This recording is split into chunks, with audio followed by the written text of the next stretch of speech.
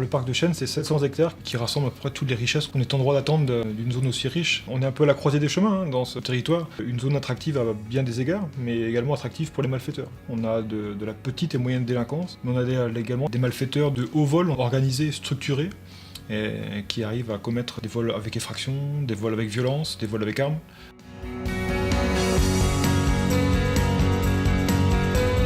Le pôle représente l'ensemble de la chaîne logistique des entreprises situées sur la zone et on a voulu être un acteur de sensibilisation sur la sécurité et les problèmes que l'on rencontrait sur ce domaine. On s'est aperçu qu'en sensibilisant tous les services de l'État, mairie, gendarmerie, collectivités, il était possible de mettre en avant des solutions. Ce qui a été mis en place, c'est un lien direct avec les patrouilles de gendarmerie qui se font directement sur cette patrouille de gendarmerie. Donc on a divisé le temps d'intervention par 2 et on a vu que les tentatives d'effraction de ce fait avaient elles aussi été divisées par 2. L'action d'État, ça a été, au-delà de ce que les gendarmes avaient déjà engagé lorsque je suis arrivé, d'essayer de formaliser des choses qui existaient déjà, une coopération renforcée entre la sécurité privée, la police municipale, la gendarmerie, tout cela au bénéfice des acteurs de la logistique du territoire.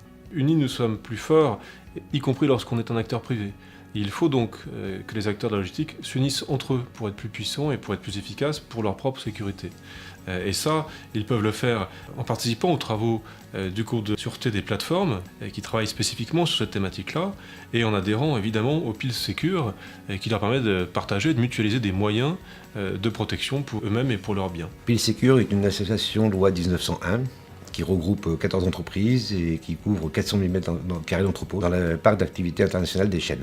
Cette association nous permet, entreprises, de pouvoir mutualiser un système de rondier. Le système de vidéoprotection, c'est finalement complémentaire parce que ça va nous permettre de pouvoir cadrer la totalité de la zone industrielle.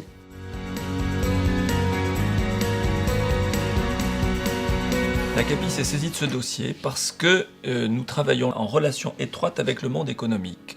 Toutes les intercommunalités et toutes les communes tirent leurs richesses et leurs ressources du monde économique. Depuis notre arrivée aux affaires de la CAPI, on a développé ce lien le plus étroit possible.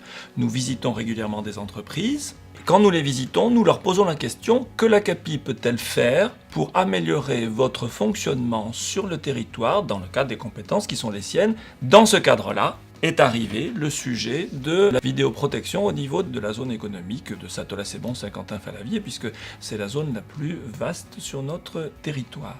Les entreprises, nous les entendons, nous les avons écoutées surtout au début de ce mandat, 2014.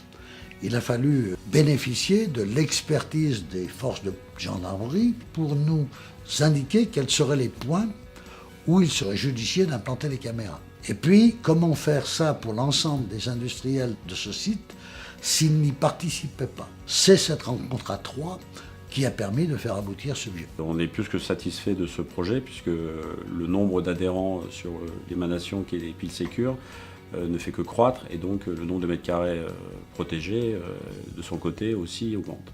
Ce projet de vidéoprotection du parc international de Chênes s'appuie sur 2 grandes technologies connues de tous. Électrique, compétence de la CAPI, numérique, également compétence de la CAPI, mais qui s'inscrivait dans le plan du très haut débit du département de l'Isère. C'est donc 48 caméras sur le parc international de Chênes, mais c'est également 12 km de fibre optique qui relient les caméras les unes entre les autres. Au niveau de la CAPI, on s'est appuyé sur la direction du développement économique et également sur 3 compétences essentielles de la CAPI. C'est d'abord l'éclairage public, évidemment la DSI et puis bien entendu les infrastructures. Et ce sont donc ces 3 services qui ensemble ont réussi à faire ce projet dans un délai très contraint et budgétairement également.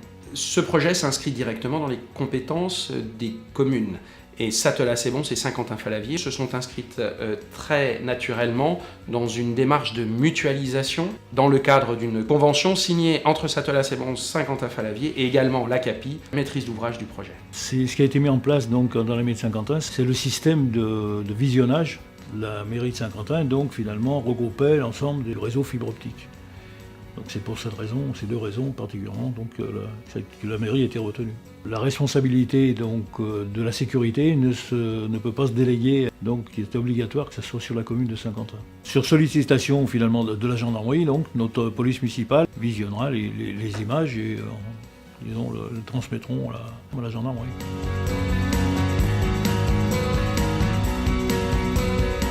Le but ultime, c'est d'avoir de la preuve matérielle. Le fait d'avoir une preuve matérielle irréfutable, c'est vraiment un élément déterminant pour nous. La gendarmerie est pleinement satisfaite de l'aboutissement de ce projet. Et l'intérêt était triple, agir sur la prévention, sur la dissuasion et sur la résolution d'enquête, notre cœur de métier.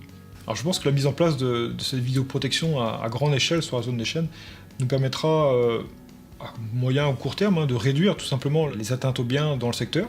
Après, ça peut provoquer aussi une deuxième réaction qui sera assez intéressante, c'est-à-dire que on peut imaginer que les entreprises vont vouloir s'équiper à l'intérieur de leur société également. La vidéoprotection, c'est des dispositifs de prévention situationnelle qui sont maintenant extrêmement répandus et extrêmement utiles. Et il semblait indispensable, en dehors de l'engagement des forces de l'ordre, de participer financièrement à cet équipement qui doit permettre de garantir bien mieux encore la sécurité de la zone et donc d'en garantir l'attractivité. Merci surtout à la CAPI parce que la vidéosurveillance, quand on en a parlé au début, c'était pas évident. Parce que c'est quand même un gros investissement. Premier pas logistique de France, d'Europe sans doute, nous avons des devoirs envers ces entreprises. La satisfaction, c'est d'avoir enfin satisfait nos devoirs.